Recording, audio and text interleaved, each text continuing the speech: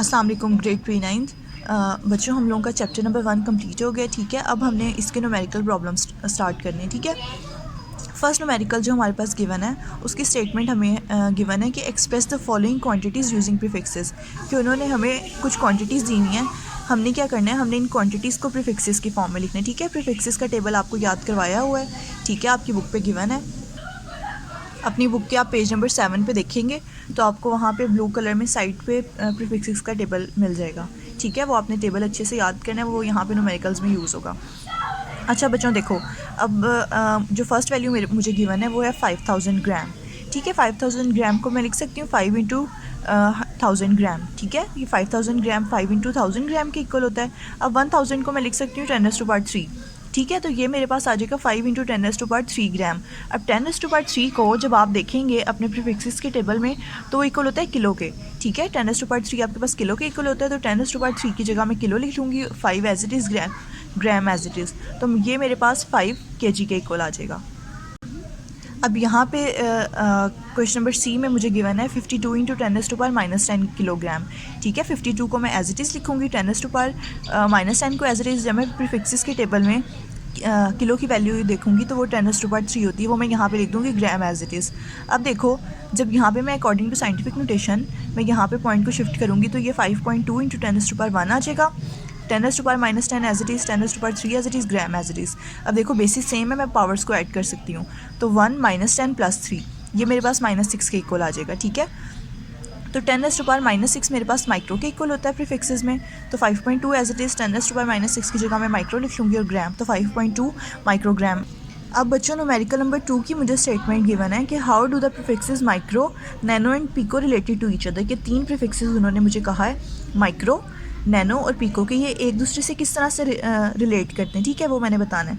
अब माइक्रो मेरे पास इक्वल होता है 10⁻6 के, नैनो इक्वल होता है 10⁻9 के और पीको इक्वल होता है 10⁻12 के।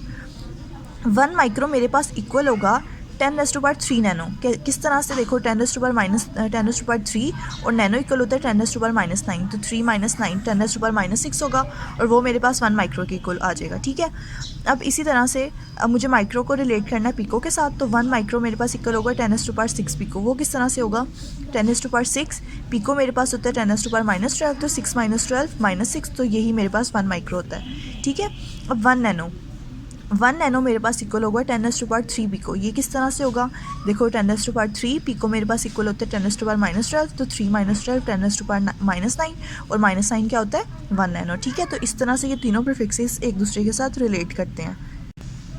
अच्छा बच्चों, अब थर्ड जो न्यूमेरिकल प्रॉब्लम मुझे गिवन है उसकी स्टेटमेंट है मेरे पास कि और hair growth at the rate of 1 millimetre per day, के एक दिन में जो हमारी जो हेयर ग्रोथ है वो कितनी होती है 1 मिलीमीटर, मतलब कि एक दिन में 1 मिलीमीटर जो लेंथ होती है वो हमारे ग्रो करता है हेयर। ठीक है, तो हमें ग्रोथ रेट फाइंड आउट करना है अपने बालों का। यूनिट क्या हमें गिवन है, नैनोमीटर पर सेकेंड में। ठीक है, कि हमें जो ग्रोथ रेट है वो नैनोमीटर पर सेकेंड में फाइंड आउट करना है। हमें क्या डाटा में क्या गिवन है, ग्रोथ रेट ऑफ हेयर, वो किसके इक्वल है 1 मिलीमीटर पर डे। ठीक है, मुझे ग्रोथ रेट किस में फाइंड आउट करना है, न्यूटन मीटर पर सेकंड में।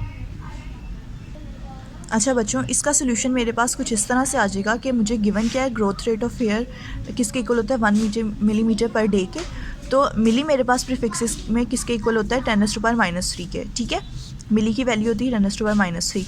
अब मुझे क्या गिवन है कि 1 मिलीमीटर पर डे, जब भी पर होगा तो वो चीज़ डिवीजन में आती है। ठीक है, तो पर डे। ठीक है, अब देखो एक दिन में मेरे पास कितने सेकंड्स होते हैं, जब भी आपके पास किसी चीज़ के रेट की बात होती है ना तो हमने हमेशा उसको टाइम के साथ डिवाइड करना होता है। ठीक है, तो 1 डे में हम कैलकुलेट करेंगे कि कितने सेकंड्स होते हैं। 1 डे में 24 आवर्स होते हैं, 24 आवर्स में 60 मिनट्स और 60 मिनट में हर मिनट में 60 सेकंड होते हैं। तो जब मैं 24 को 60 × 60 करूँगी तो ये मेरे पास 86400 सेकंड्स आ जाएंगे। इसका मतलब है कि 1 डे में 86,400 सेकंड्स होते हैं। ठीक है, अब ये देखो 1 × 10⁻³ मीटर एज इट इज़, जो डे था मैंने उसको सेकंड में कन्वर्ट कर लिया, तो अब ये मेरे पास इक्वल आ जाएगा 864000 सेकंड के। ठीक है, जब आप 1 × 10⁻³ को डिवाइड करोगे इस वैल्यू के साथ तो ये आपके पास आ जाएगा 11.57 × 10⁻6। ठीक है, 10⁻³ एज इट इज़, 1 को आपने डिवाइड किया 86400 से तो आपके पास ये वैल्यू आ गई। ठीक है, और मीटर पर सेकंड एज इट इज़। अब देखो यहाँ पे मैं 10⁻⁻6 और 10⁻⁻3 बेसिस सेम है, पावर्स ऐड हो जाएंगी। -6 -3 मेरे पास -9 के इक्वल आ जाएगा। 11.57 इंटू 10⁻⁻9 मीटर पर सेकेंड। अब 10⁻⁻9 को जब आप अपने प्रीफिक्सेस के टेबल में देखोगे तो वो आपको नैनो के इक्वल गिवन होता है, ठीक है। तो 10⁻⁻9 की जगह मैं लिख सकती हूँ नैनो में 11.57 नैनो मीटर पर सेकेंड। यही मुझे फाइंड आउट करना था, ठीक है। ये मेरी रिक्वायर्ड वैल्यू है ग्रोथ रेट ऑफ हेयर।